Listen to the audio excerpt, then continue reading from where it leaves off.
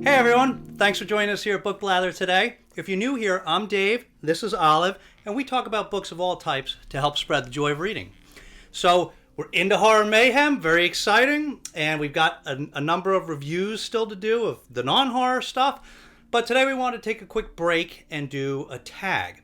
Now we don't do tags, as everybody knows, we've only done a couple, but we had to do this one because this is the Paxy Heart Tag, which was inspired by our fellow beloved booktuber, Pax Panic. And this was created by David over David's Book Reviews, and he did a great job with this tag, really just to help bring more attention to Pax, who is going through a very difficult battle with cancer right now. So if you can, the link to the GoFundMe is below. Please check it out.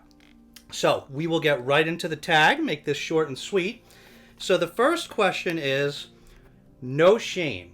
What's an extreme horror book you're proud to own? So, this we didn't have to think too hard about. This is one of our favorite horror books. This is The Resurrectionist by James Rath White. And this was, different opinions about this, but we loved this book. This, very briefly, what this is about a guy that has the ability to, after people have passed away, to bring them back to life with no recollection of their very recent memory. So basically, no recollection of how they died. So this causes him to justify committing all sorts of atrocities against people because he can bring them back to life and their memory is wiped clean of it. So this follows a particular character that he moves in across the street from, and he kind of terrorizes her, and it's very interesting. I love books that offer these sort of unique perspectives, and this was really cool, unusual perspective from somebody that knows they're experiencing a lot of trauma but can't actually ever recollect that trauma. So really cool book. If you are going to pick this up, pick up this version. Do not pick up the old leisure version, because this more modern version has an epilogue that is not just a trivial epilogue. It is critical. It is a significant part of the story. So it really, I don't want to say changes, but it really adds a lot to the overall story. So definitely pick up this version if you're interested in checking it out. Okay, the next one, Green Love. Name a strange and unusual channel you enjoy watching who strives to be different. This we don't have to think about. This is Mr. Morningstar. Mr. Morningstar has a very different type of channel. I haven't seen another channel quite like it. It's really horror, disturbing books, but Mr. Morningstar, you actually never see Mr. Morningstar. Mr. Morningstar does these really wicked audio-visual presentations of the books. They're very short. They're usually just a couple of minutes, and they're very visually and audibly stimulating. So if you're not already familiar with Mr. Morningstar, you should definitely go check out his channel. It's a very, very unique one. Okay, prompt 3, the tag owl. What's a tag you felt you didn't do a good job with?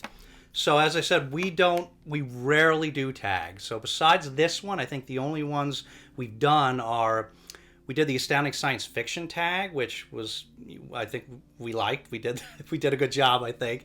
And we did another one, a book to movie adaptation tag, which I think was good. So probably, I think the only other one we did was the Ask Me, I think 25 questions, Get to Know Me in 25 questions or something that we did when we hit 500 subscribers. And that, I would say, maybe we didn't do such a good job with that because it was way too long and we kind of like meandered a little bit when we started talking about a couple of things. So that's probably the one I would pick because there are no others. Okay. The next one is the Dead Poet Society. Who's your favorite poet? So we don't read poetry. Like Olive and I actually don't like really get poetry, never did. That's on us. I'm just not educated on poetry and never really I wasn't really exposed to much of it and didn't really learn much about it. So I don't really get it. So I don't really read much poetry. The only poetry that I read is the poetry by Nemiria, who has a BookTube channel. And she has 2 books out so far called I Bleed Starseeds and the other one is Panic-Inducing Poetry. And as you can see, there's a picture of Pax right on the front cover there. And so these, this is the only poetry that I read is Nemiria's, so that would make Nemiria my favorite poet.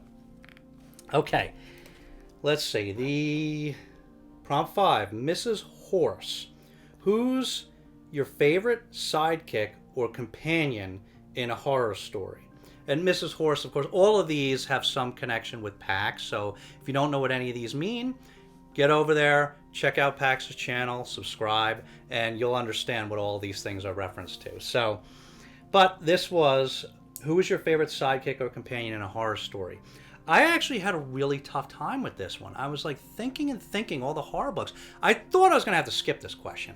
I couldn't think of anything for the longest time. And then I delved into the deepest recesses of my reading mind, and I actually remembered a book from very, very long ago. This is, well, maybe not that long ago, but 2010.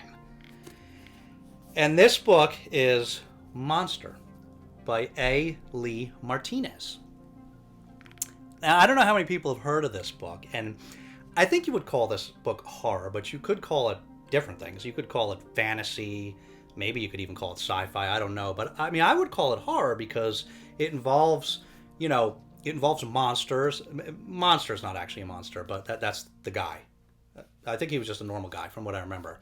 But it involves monsters, and like the guy's girlfriend is like a demon. And so, I mean, there's some scary stuff going on and some sort of hellish stuff. And this, but I guess you would call this a funny horror or a comedic horror.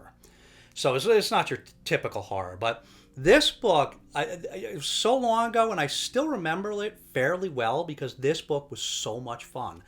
So this was basically briefly about a guy that he worked for quote unquote animal control, but this animal control was like really supernatural animal control, So this was monsters. So think Men in Black, but instead of for aliens, for monsters. So like most people can't see, these monsters are out there doing damage, let's say, and most people don't actually see the monster. They witness the damage, but they think it's something else, like it's not caused by a monster. And so he works for the agency that goes around and traps these monsters. But his sidekick was I will never forget this sidekick. It was the most unique character. It was like, he was like an origami creature. He was made out of paper that I think the character would like just take it out of his pocket, and like he would unfold into his sidekick. And I think he usually was in the form of a gnome, but he could be other things because he was, like I said, he was like this origami creature that could just fold into what he was going to be. So, and this book had a lot of humor in it, and a lot of it was that. I remember that character being very cool, and there was a lot of our guy was kind of grumpy from what I remember, and there was a lot of I think funny dialogue between the two of them that made this book pretty enjoyable. So that's who I would pick for that one. Okay, so the next prompt is The Burning Girls. What's the first novel you were recommended by a booktuber? Now, do you remember this? No, you don't remember this, Olive, because the first book that was recommended by a booktuber, we weren't doing BookTube yet. I was watching BookTube a couple years before Olive and I actually started doing it. And we were, so it's really testing my memory, but I remember two of the earliest books that were recommendations, and I don't remember which one came first, but I'm pretty confident that one of them was the first one. So back then, you remember this book? Yeah, I don't remember if you read this with me. No, I don't think so. I don't know whether you were born yet, actually. So the first one was, so we were a lot more into YA at that time when we first started watching BookTube. And so one of the first books that we got off of BookTube is Passenger by Alexander Bracken. And so this, I actually remember this being a pretty decent book because we actually ended up picking up the second one. There's another one called Wayfarer. And this was, it reads like a YA, so it's a YA romance, but it's also a time travel story. So the main character, this girl, I think she was a violinist, and she ends up something happens and she ends up discovering that she's got like this really important connection to some very important people over the centuries, and she ends up going back in time and meeting this guy that used to work on ships back, I think, in the 1800s. And so they end up, having a romance and going on this adventure. And there's this powerful artifact and a powerful family and a secret rebel group that's working against them. And they traveling through time. And so after this very important object, which I won't give away, but so this was, I remember being a pretty cool story if you like time travel. Now, like I said, it definitely did sort of have the YA romancy feel, and there was even there was actually one scene I remember where the girl says to the guy, like, "Oh, release me," it was a little teen dramatic like that a couple times, I think, but overall I remember it being decent. The other one that it could have been before that one was one of the very first ones was that Passenger we got was because we used to watch some real popular big booktubers back then when we first started watching BookTube, and Jesse the Reader, I remember, had recommended that Passenger. And another one we watch we still watch is Simon over at Savage Reads, and he had recommended this House of Names by, and I don't know how to pronounce this author's name, Colm Toibin, maybe. And this book was I remember really enjoying this book. There's one of those ones that like I probably. What's up? What's up? You don't like talking about this stuff before you were doing BookTube? This is one of the ones that I normally I don't know if I would have picked this up like in the bookstore, but because Simon recommended it, I did. And this was a retelling of the old Greek story of Agamemnon, and Agamemnon ends up sacrificing his oldest daughter, and so that upsets the wife. What was her name? Clytemnestra.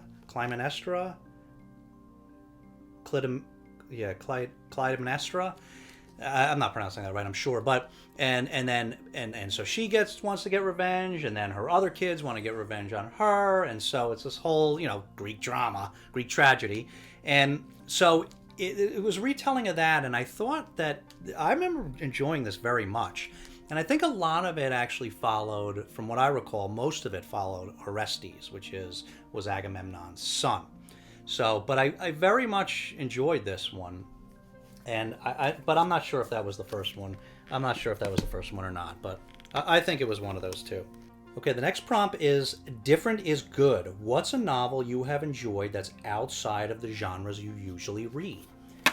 And so for this one, this was actually another book that was recommended by Simon over at Savage Reads. And one of the reasons that we like watching Simon's channel is because we often get exposed to books that we normally wouldn't. He tends to read genres we wouldn't read. And he's also based in the UK, so sometimes the books that are making a splash over there are not making a splash over here in the US, the ones that come out of the UK. So this book that he recommended is I Am an Island by Tamsin Kalidas. Now this book is absolutely not in our wheelhouse. If you describe this book to me, this is never something I would go then to the bookstore to pick up. This was a memoir, and it's about Tamsin Kalidas. She was newly married, living in the city with her husband, and some crime happened, and it was kind of like the straw that broke the camel's back, and they decided to just pick up and leave and start a new life. So they purchased a croft on an island in the Scottish Hebrides, and they were going to manage that croft. And after they moved there, just tragedy struck, and the locals were very unwelcoming, in particular to her as a woman, and so she was kind of shunned, and her husband decided to leave, and so her husband left her, and things didn't go as she had hoped. So the croft was not successful. She ended up being destitute. She ended up having an accident, breaking both of her hands, and so every tragedy that you could imagine befell this poor woman. She was alone, destitute, injured, and shunned by the people on this small island. But of course, she persevered. And this is her telling her own story. And it's a story of experiencing and overcoming unbelievable tragedy and finding the beauty in certain things in life. And it is beautifully written. She wrote this book beautifully. So I love this book, and I often recommend it, but this is absolutely not normally in our wheelhouse. Okay, the next prompt is Beetlejuice Beetlejuice Beetlejuice.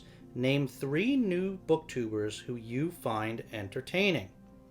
Okay, so for this, the couple we wanted to name was, one is we wanted to name, me and Olive really enjoy this other duo called That Dude Reads. And so what this channel is it's a very funny duo. There's that dude who's sort of the face of the channel, and then there's that dude's mom that works from behind the camera. And the two of them have these discussions and banter about the books that they've both read. Some that they both read, and others just that they each read individually. And they're just, well, not always interested in the books that they're talking about sometimes, but I'm always interested in watching them. There's just something about this duo. They're just so funny and always put a smile on your face whenever you watch them. And every time I think I'm gonna get through one of their videos without giggling, I giggle. So you should definitely check them out. These will be linked below, but it's called That Dude Reads. Definitely worth checking out.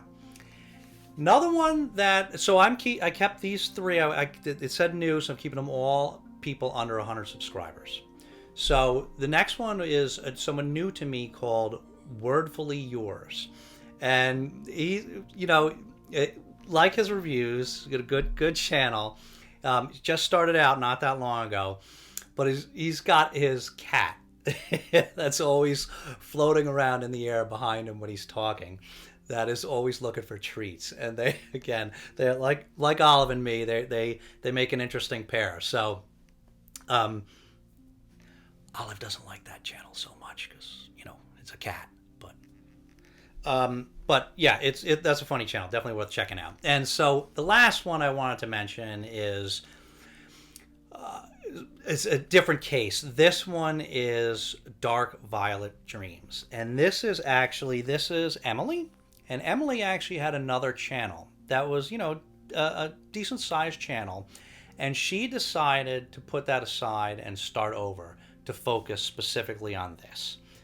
What you want to do, which I thought was a very brave thing to do. So she's still just kicking that channel off the ground, getting it started. I don't know that I could have done that. That's a really, really brave step, but really proud of her for doing it and really admire it. So if you want, check her out, we'll link that below. You should definitely go subscribe to her and check out Emily. So, okay, we almost forgot the last prompt. The last prompt is tag some people. No. So if you know, you know. If you don't, go watch one of Pax's tag videos. So again, thanks to David for doing this, for setting up this tag. This, as I said, all these questions were really in honor of Pax, who's one of the kindest, most inspiring people on BookTube. If you're not already familiar with her, you should definitely go check out her channel.